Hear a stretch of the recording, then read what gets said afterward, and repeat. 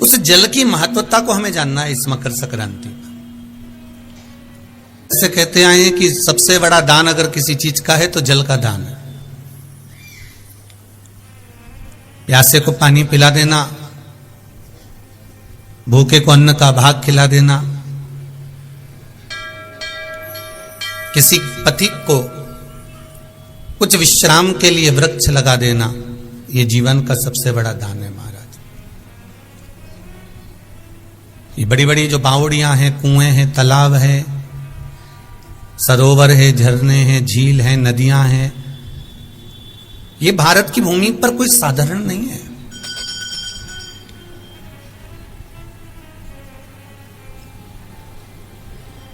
जहां जहां भगवान विराजमान है वहां वहां पर कुछ ना कुछ कुआं होगा, बावड़ी होगी, तालाब होगा, नदी होगी, सरोवर होगा, कुंड होगा, कुछ झीलें होंगी, कुछ नदियां होंगी। इन नदियों का, इन तालाब का, इन बावड़ियों का, इन कुंडों का बड़ा महत्व रहा है।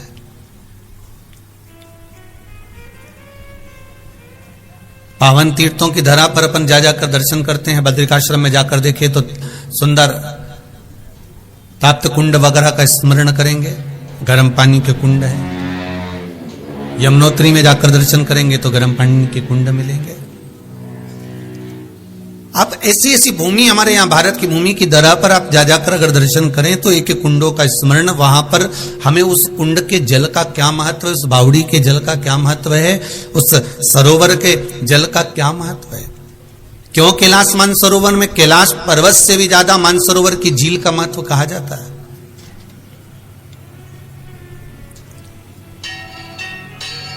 दर्शन करने वाला जीव, भगवान के मंदिर जाने वाला जीव, जो परमात्मा के दरवाजे पर भगवान के मंदिर में जाते हैं, दर्शन करते हैं, तो मंदिर में दर्शन करते समय ब्राह्मण देवता भी उनकी हाथ की अंजलि में चरणों तक दे देता है।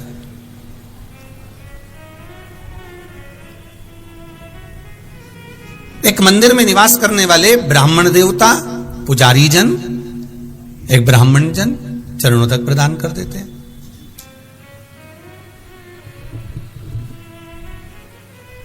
एक पुजारी जन चरणों तक दे देते हैं। महाराज जरा विचार करिएगा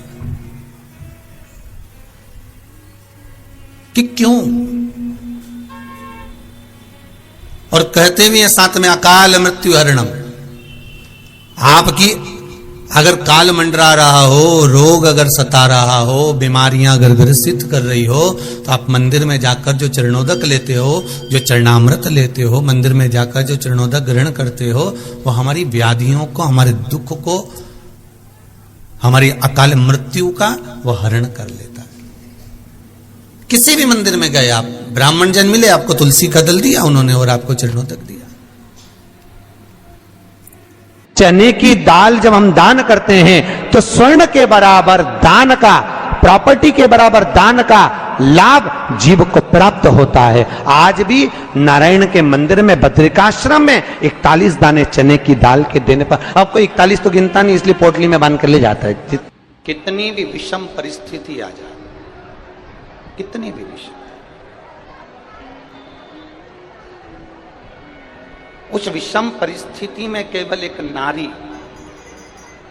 उस विषम परिस्थिति में केवल एक स्त्री, उस विषम परिस्थिति में एक स्त्री, एक नारी एक ऐसी होती है जो उस विषम परिस्थिति में, चाहे वो आपके घर की माँ हो, आपके घर की बहन हो, आपके घर की बेटी हो, आपके घर की धर्म पत्नी हो, आपके घर की बुआ हो, आपके घर की काकी हो, आपके घर की नानी हो, आपके घर की दादी हो, कोई भी आपकी विषम परिस्थिति में, जब सामने विषम परिस्थिति आकर खड़ी होती है, उस जगह पर अगर कोई मार्ग ना सूझे, उस जगह पर अगर कोई मार्ग ना मिले, कोई मार्ग आपकी बुद्धि में आई ना रहा हो, तब घर की नारी के पास में, घर की स्त्री के पास में 5 मिनट बैठो और उनसे अपने मन की बात कहो, जरूर कोई ना कोई हल निकल कर सामने आ ही जाता है। कोई ना कोई हल जरूर आए, कोई ना कोई हल आपके सम्मुख में निकल कर आएगा। और एक और बात अपने स्मरण में लीजिएगा,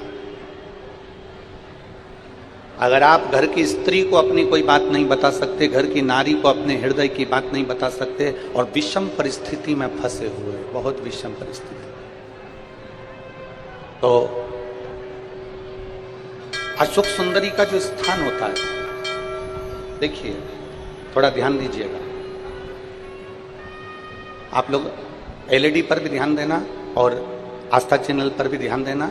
तो किस स्थान पर हम अपनी विषम परिस्थिति में अगर उसे स्पर्श कर लें, विषम परिस्थिति में अगर कोई तकलीफ की घड़ी चल रही है, तो हमारा मात्र स्पर्श और थोड़ी देर वहां स्पर्श कर कर अपने मन की बात को कह देने पर भी हमारी समस्या, हमारा दुख समाप्त होता है। जैसे ये शिवलिंग है, ये जलाधारी है और सामने अशोक सुंदरी का स्थान। अब ये सामने जैसे अशोक सुंदरी का जो स्थान होता है, उस अशोक सुंदर वाली स्थान पर अपने हाथ, सीधे हाथ की 3 उंगलियां, मात्र 3 उंगलियां आप अगर स्पर्श करें और पंचाक्षर मंत्र नमः शिवाय, षडाक्षर मंत्र ओम नमः शिवाय या श्री शिवाय नमस्तुभ्यं का मात्र स्मरण करते रहे और कुछ देर उस स्पर्श करी हुई उंगली को थोड़ी देर रखने के बाद अपने हृदय से लगा के अपने मन की बात कहकर, भले आपने जल चढ़ाया नहीं चढ़ाया, और अपने घर को लौट कर आ जाएं, वो विषम परिस्थिति टल ही जाती है, उसका समय का दुख तकलीफ नष्ट हो ही जाता है।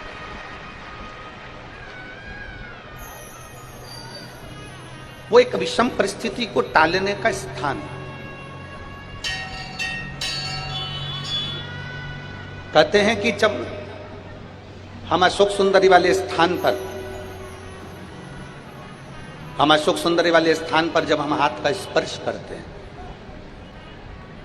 अशोक सुंदरी वाले स्थान पर जब हम हाथ का स्पर्श करते हैं और स्पर्श कर कर जब हम अपने मन की बात कहते हैं, तो वो बात महादेव तक, माता पार्वती के माध्यम से, अशोक सुंदरी के माध्यम से पहुंच जाती है और भोलेनाथ हमारे मन की दशा को जानकर आशीर्वाद दे ही देते हैं। वो विषम परिस्थिति। और शंभु शरने पड़ी मांगू घड़ी रे, दुख का दया करी ने दर्शन। एक विषम परिस्थिति के समय पर भगवान शंकर को याद करना, एक विषम परिस्थिति के समय पर अशोक सुंदरी की जगह का स्पर्श करना, एक विषम परिस्थिति के समय पर बेलपत्र के वृक्ष की मिट्टी का स्पर्श करना, या विषम परिस्थिति में घर की स्त्री, घर की नारी, घर की बहन, घर की बेटी, घर की दादी, घर की नानी, घर की माँ, उसके पास में 5 मिनट बैठकर अपने मन में हो रही क्षुब्धता को, अपने मन में आ रही विषमता को प्रकट करना। विषम, हमने एक बात पहले कही, आप लोगों के स्मरण में होगा, किस किस ने सुना है, जिसने सुना होगा वो बताएंगे। हमने पहले कथा में कहा था कि नारी का आधा शरीर देवादिदेव महादेव का होता है। सुना था कि नहीं सुना था? बोलो, जम के तो बोलो। सुना था ना सबने? स्त्री का, नारी का आधा जो स्वरूप है, स्त्री का आधा जो भाग है, स्त्री का आधा जो स्वरूप है, वो पुरुष का अर्थात देवादिदेव महादेव का भाग। कई जगह पर कई लोग प्रवचन में कह देते हैं कि अपनी घर की पत्नी को कुछ मत बताओ। कई लोग कह देते हैं कि अपने घर की स्त्री को कुछ मत बताओ।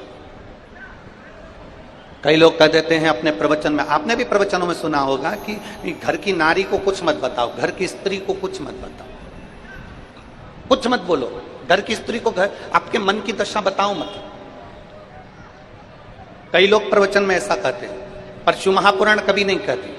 शिव महापुराण कहती है कि जब आपके मन की दशा में कुछ गड़बड़ी चल रही है, आपके हृदय को कहीं ठेस पहुंच रही है, आपकी चित्त वृत्ति को आराम नहीं मिल रहा, आपको बेचैनी हो रही है, आपके हृदय को शांति नहीं है, आपके हृदय को सुकून नहीं है, तो घर में जो स्त्री है, घर में जो नारी है, उसको बैठकर अपने मन की दशा जरूर बताओ, क्योंकि वो स्त्री नहीं, उसमें महादेव का आधा अंश विराजमान है। तुम्हारे हृदय की बात को वो जाने।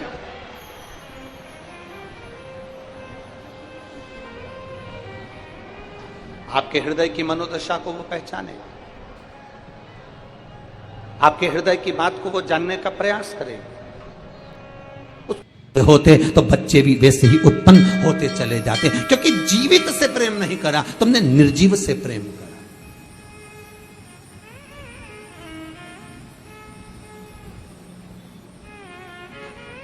भोजन करने के बाद बर्तन भी साफ कर कर रखे तो निर्जीवन, तो दिल तो साफ करते। सास से, पति से, पत्नी से, भाई से, बंधु से, कुटुंब कबीले से, रिश्तेदारों से, नातेदारों से, अपनों से, बच्चों से, बच्चों के माता पिता आदि, एक दूसरे से प्रेम की वाणी तो बोलते। हम निर्जीव को संवार रहे हैं, हमने जीव को नहीं संवारा। हम निर्जीव को संवारने का प्रयास करते रहे, पर हम जीव को नहीं संवार पाए। कई लोग हमसे कहते हैं, गुरुजी जरा हमारे साथ चलकर हमारा घर तो देखो कितना जोरदार है। हमने कहा बहुत बढ़िया है।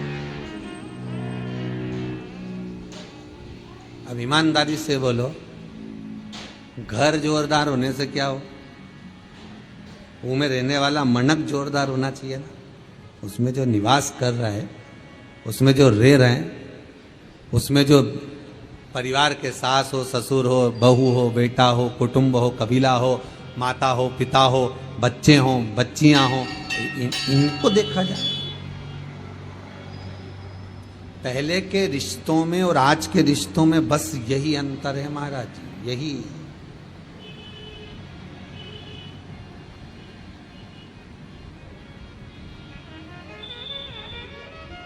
यही है।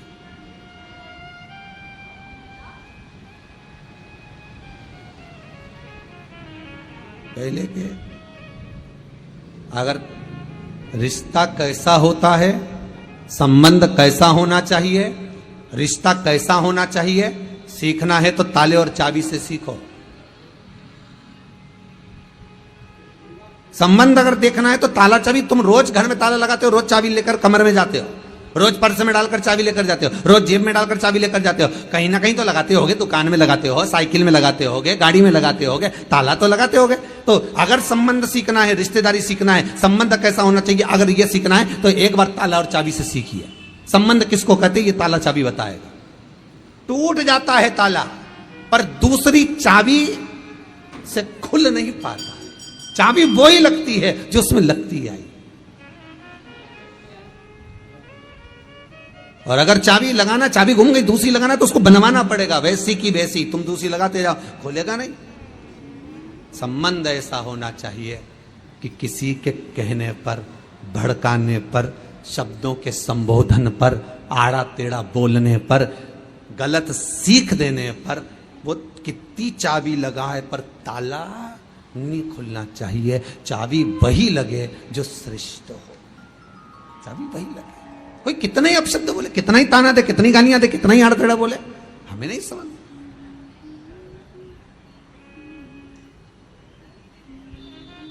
ये शिव महापुराण की कथा यही कह रही है कि जीते जी तो कभी गंगा नहाने गया नहीं, और मरने के बाद वह लोटा में भर लिया। तो पूछा, ये लोटे में भर के कहां जा रहे हो? तो कि गंगा जी ले जा रहे। अच्छा, गंगा जी? हाँ। तो क्या ये जिंदा थी जब गई थी क्या? कि नहीं, हमारी अम्मा तो कहीं नहीं गई। ओ ठीक है। ये मरा, जो मर गया, ये कभी गंगा जी गया था क्या? नहीं, ये दादाजी भी नहीं गए, कभी पिताजी भी नहीं गए। तो फिर तो कि उनकी अंतिम इच्छा थी।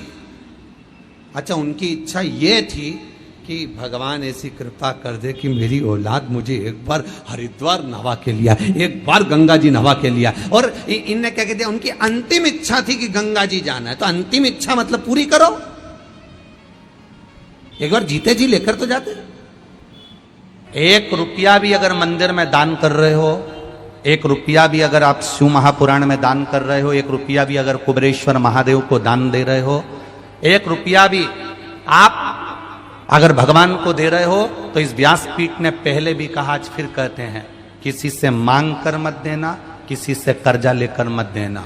जब मेरा देव अधिदेव महादेव तुम्हारी झोली भर दे, तब दोनों हाथ में भर कर दे देना, मांग कर मत देना।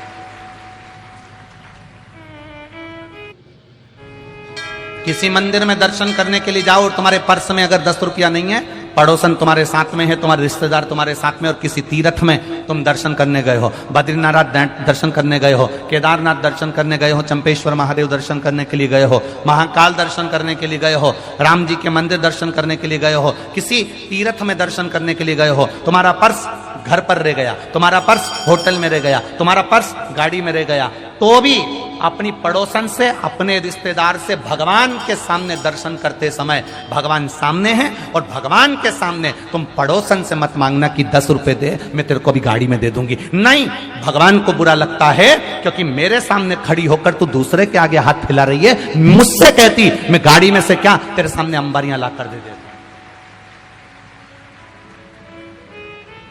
हमारी आदत रहती है, हमारे पर्स होटल में छूट गए, हमारा पर्स गाड़ी में छूट गया, हमारा पर्स वहां रह गया, हमारे पास पैसा नहीं है, हमने पड़ोसन से कह तू देगी ना 10 मिनट, मैं तेरे को बाद में दे दूंगी, देना जरा 10 रुपए, और मुझे चढ़ाना है, मुझे देना है, मुझे आरती की थाली में 10 रुपए चढ़ाना है, मुझे झोली में 10 रुपए चढ़ाना है, जरा देना तू ना। 1 रुपया पड़ोसन से मत मांगो, 1 रुपया अपने रिश्तेदारों से मत मांगो। सास साथ में है, सास साथ में है, और तुम अपनी पड़ोसन से कह रही हो कि मुझे ये चोली का कपड़ा दिला दे, मुझे फाल दिला दे, मुझे पीको करा दे, मुझे ये दिला दे, मुझे वो दिला दे। सास साथ में है और तुम पड़ोसन से पूछ रही हो कि अचार कैसे डालते। सास साथ में है और तुम सास के पांव ना पढ़कर पड़ोसन के पांव पढ़ रही हो, तो सास को बुरा नहीं लगेगा? अरे बोलो तो जम के, माँ बाप को बुरा लगेगा। घर के बुजुर्ग तुम्हारे साथ में हैं और तुम दूसरे के आगे हाथ फैलाओ, घर के बुजुर्ग को बुरा लगेगा। नहीं है आपके पास देने के लिए, आप रोज शंकर जी के मंदिर में 1 लोटा जल चढ़ाओ, अपनी मेहनत करो, अपना परिश्रम करो, अपना कर्म करो और मेहनत से पीछे मत हटना। एक दिन महादेव खुद इतना दे देगा कि आप खुद दोनों हाथों से लुटाना चालू कर दो। एक कथा आती है बड़ी सुंदर। एक बार माँ जगत जननी जगदम्बा अम्बा माँ पार्वती जी कैलाश पर बैठी थी। भोगरदानी नहीं थे उस समय पर, भगवान शिव भोगरदानी उस समय पर वहां नहीं थे। मां जगत जननी बैठी हुई थी। एक बूढ़ा ब्राह्मण, साधारण सी जिंदगी जीने वाला, बिल्कुल सहजता का जीवन जीने वाला, अपने काम में चलते चलते चलते चलते जा रहा। रोज उसका नियम था भगवान की भक्ति करना, स्मरण करना, जप करना, पाठ करना।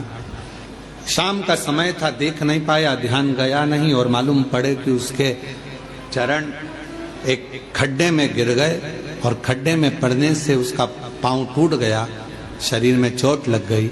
उसके घर के लोगों ने उसको घर में ले जाकर सुला दिया। बहुत दिन तक वो घर में ही पड़ा रहा। घर में जगत जननी जगदम्बा अम्बा माँ पार्वती जी ने देखा, कब से पड़ा हुआ है ये, कितने दिन से पड़ा हुआ है, शिव जी को इसका ध्यान नहीं है क्या? कई लोग कहते हैं कि भगवान सुनता नहीं है क्या? कई लोग कहते हैं भगवान क्या देखता नहीं है क्या? हम इतना भजन करते हैं और हमारे एक रिश्तेदार हैं, वो हमको तकलीफ देते रहते हैं और इतना फूल रहा फल रहा, हमारे पड़ोसी इतने फल रहे फूल रहे जो भगवान के मंदिर तक नहीं जाते और लोगों को परेशान करके रखा है। उसके बाद भी उसके यहाँ भगवान इतना दिए जा रहा है। क्या भगवान नहीं है क्या? क्या भगवान की आंखें नहीं है क्या? लोग कहते हैं। हम इतना तपस्या करें, भजन करें, कीर्तन करें और दुख भी हमें ही आ रहा है।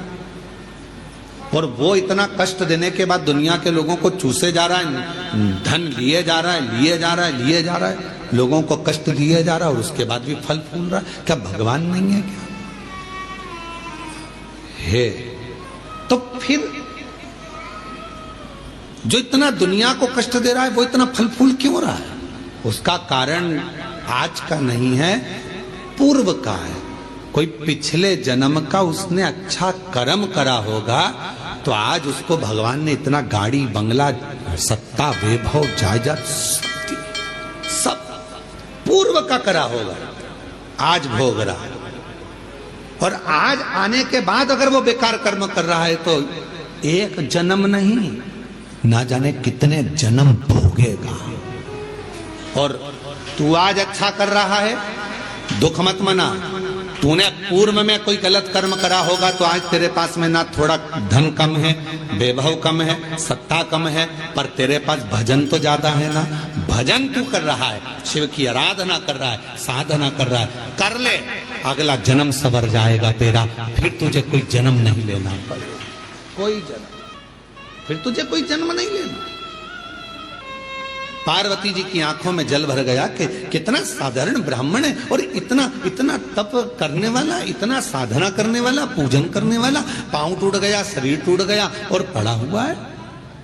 शिव जी का ध्यान नहीं है क्या? थोड़ी देर बाद भगवान शंकर आ गए, पार्वती जी उनसे रूठ कर बैठ गए। क्यों? क्योंकि भक्तों की दशा नहीं देखी गई, भक्तों की दशा नहीं देखी गई माता से, रूठ कर बैठ गए। शिव जी ने पार्वती जी से कहा, क्या बात है जगत जननी, तुम आज रूठी हुई सी दिखती हो। प्रभु आप इतने बड़े दयालु है, भगवान ने आपको 3-3 नेत्र दिए हैं, उसके बाद एक ब्राह्मण भक्त की दशा नहीं देखी जा रही तुमसे? जो रोज मंदिर जाता था, रोज भजन करता था, उसके पांव में चोट लग गई, कमर टूट गई, पांव टूट गया, वो पड़ा हुआ है पलंग पर, उसकी दशा नहीं देखी जा रही तुमसे? उसके पांव सही नहीं कर सकते, उसकी कमर सही नहीं कर सकते? शिव जी ने कहा, पार्वती कमर और पांव तो मैं एक बेलपत्र दूं उसको और खाएगा और वो ठीक हो जाएगा, पर मैं चाहता हूं कि थोड़ा समय वो पलंग पर पड़ा रहे, थोड़ा समय वो पलंग पर रहे, पलंग पर पड़ा रहे। हाँ, वो तुम्हारे को भज रहा है, तुम्हें जप रहा है, तुम्हारी आराधना कर रहा है और तुम कह रहे हो उसको पलंग पे पड़े रहने दो। हाँ पार्वती जी, उसको पड़े रहने दो। पार्वती जी नहीं मानी और पार्वती जी ने जाकर एक बूढ़ी का रूप रखकर उसको, पार्वती जी ने थोड़ा सा जल पिलाकर उसको पूरा स्वस्थ कर दिया। जैसे ही वो स्वस्थ हुआ, 4 दिन निकले, वो 4 दिन बाद निकल कर जा रहा था, वन से एक सिंह आ गया और शेर आकर उसको खा गया और उसका जीवन समाप्त हो गया। पार्वती जी ने कहा, जिसको मैंने ठीक करा था वो तो मर गया, मर गया, सिंह ने खा लिया, प्राण छूट गए उसके, वो मर गया। शिव जी के पास गई पार्वती जी, वो मर गया प्रभु, जिसको मैंने ठीक करा था उसके प्राण छूट गए। शंकर भगवान कहने लगे, पार्वती तुम जान नहीं पाई मुझे, हे जगत जननी, मैं काल अधिपति महाकाल हूं, मैंने उसकी मौत को देख लिया था, इसलिए तुझसे कहा था कि इसको पलंग पर पड़े रहने दे। ये पड़ा रहता, इसकी मौत टल जाती और ये ठीक होकर फिर अपने काम में लग जाता, पर तूने चलने नहीं। आप में से कई लोग हैं ऐसे जो भगवान को दोष देते हैं, कई लोग कथा श्रवण करने वाले भी ऐसे हैं जो परमात्मा को दोष देते हैं। हम इतना पूजन पाठ करते हैं तो दुखी हैं, हम जल चढ़ा रहे हैं तो दुखी हैं, हम मंदिर जा रहे हैं तो दुखी हैं, वो व्यक्ति इतना फल फूल रहा है, वो ऐसा कर रहा है, हम दुखी हैं। हम ना परमात्मा को धन्यवाद देना कि मैं तेरी निगाह में हूं, धन्यवाद दो। थोड़ा सा कष्ट आ गया तो रोना नहीं, भगवान को धन्यवाद देना कि कोई बड़ा दुख आने वाला था, थोड़े से दुख पर निकाल दिया। हाथ में लग गई, पांव में लग गई, घर में पड़े हो ना, तो परमात्मा चाहता है कि तेरे साथ कोई घटना घटने वाली थी तो निपटने वाला था, इसलिए हाथ पैर तोड़कर तुझे घर के अंदर पटक दिया कि तेरी जिंदगी बच जाए, तुझे कहीं जाना ना पड़े।